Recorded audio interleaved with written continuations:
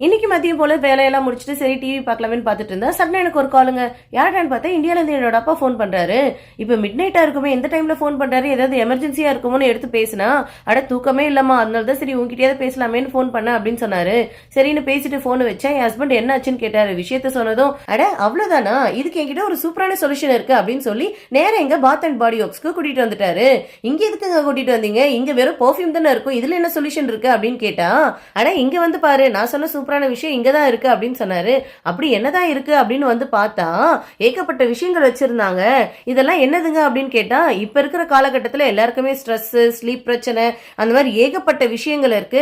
இதுக்கான சொல்யூஷனா தான் இங்க வந்து லோஷன்லயும் வச்சிருக்காங்க, இல்லாட்டி பில்லோ மிஸ்ட் அந்த மாதிரியும் வச்சிருக்காங்க.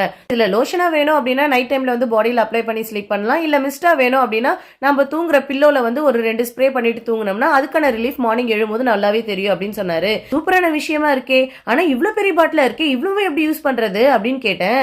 அட கவலையை விட, இந்த மாதிரி டிராவல் சைஸும் இருக்கு, இதை வந்து ட்ரை பண்ணிட்டு பிடிச்சிருந்தா நம்ம பெரிய பாட்டில் வாங்கிக்கலாம். இதுல ஸ்லீப் பிரச்சனைக்கான சொல்யூஷனும் இருக்கு, இதை வாங்கி உங்க அப்பா கிட்ட கொடுத்து அவரோட தூக்க பிரச்சனையை சரி பண்ணிரு அப்படின்னு சொன்னாரு. அட சூப்பருங்க, சான்ஸே இல்லைங்க. இந்த மாதிரி நீங்களும் வந்து நல்லா ஸ்லீப் பண்ணணும், ஸ்ட்ரெஸ் ரிலீஃபா இருக்கணும், ரிலாக்ஸா இருக்கணும் அப்படின்னா கண்டிப்பா இதை நீங்க ட்ரை பண்ணி பாருங்க. தேங்க்ஸ் ஃபார் வாட்சிங், பை.